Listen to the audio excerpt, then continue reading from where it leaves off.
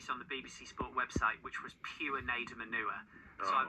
It's the Chris Collinson statistical analysis. Oh, Have you yes, read yes, it? yes. Shout out to Chris, yeah. I knew you would have read it. So, go on. So rather than me sort of going through a list of numbers, the basic crux is people thought Arsenal might need to score more if they were going to win the league, but they've actually found a way to become even better defensively. Yeah, so I've not seen that exact article, but Chris himself sent out like a whole load of data before the game week this weekend. Hold on, you're on that email list? Yeah, absolutely. I has to be.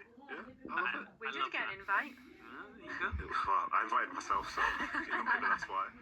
But it's really interesting because with the email, it shows so much like data and information from the Premier League going into any particular weekend, and there's some sort of misconceptions that we have, which you can see the opposite is true.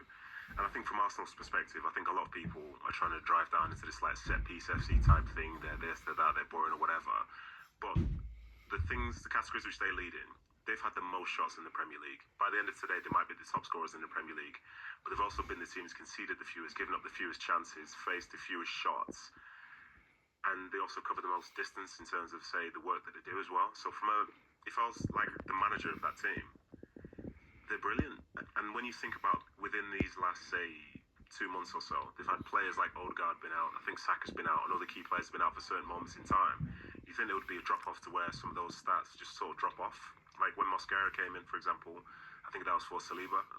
But instead, they're so well-rounded at this moment in time that they sit top of the league and they deserve to be there. Their defensive record is immaculate. But as we said, they've had the most shots in the league. So it's not just a case of, they only take shots from set pieces either.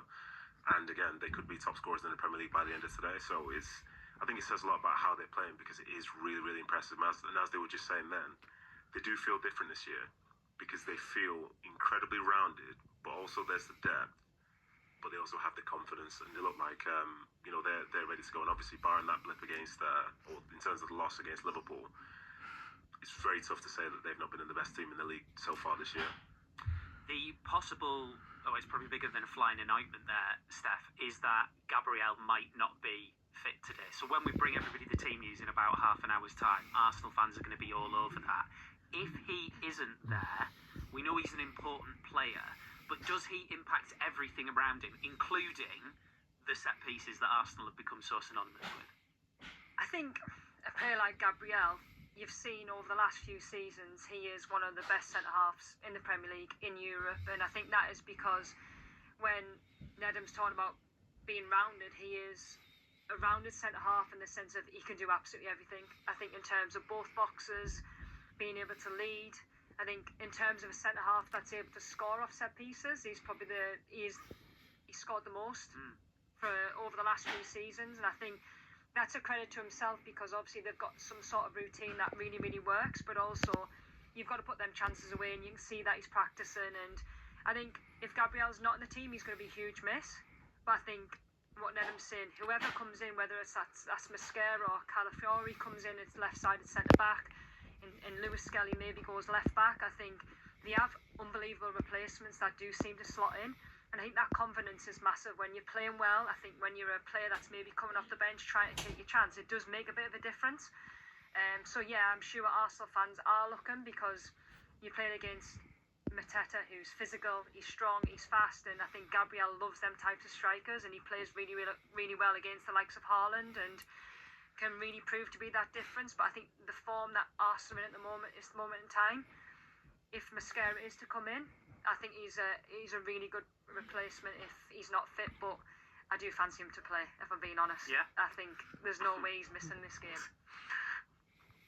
No, I was just going to... Go on, you go. No, that's fine. No, I was going to say, my point's not serious, so please, Ellen, take the lead.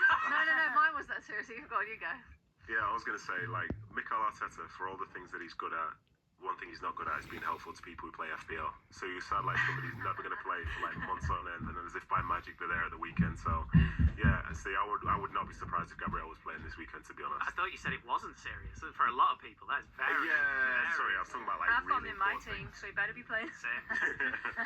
No, I never played. No, don't worry about it. Sorry about that. No, I was going to say just his impact. I was listening to Kelly Cates, and she said about him being the highest scoring centre back in all 5 European leagues, which is just phenomenal. 22 goals scored, which is ridiculous, isn't it? So his impact on set pieces is huge. And we don't want to keep saying that just Arsenal scoring set pieces, but that is a huge thing to have in your locker. But I feel like they complement each other, Saliba and Gabriel. So one is really great. So Saliba's really great, like aerial duels, winning that percentage. But then I think Gabriel's really good at those blocked interception, those challenges. So I feel like they constantly complement each other. I'm saying like Mosquera does a great job, but them two together, and then they feed into obviously Zubamendi and Rice, and I feel like then it just flows really well. So I feel like that relationship and connection that they built over a number of seasons just seems to be coming to fruition even more so this season. So in an effort to do something different on Arsenal and set pieces, we can hear from Mikel Arteta, who people probably know coached set pieces as part of his time working as Pep Guardiola's number 2, and has obviously managed to turn Arsenal into one of the best teams in the world in that regard. I went to City with the best manager in the world,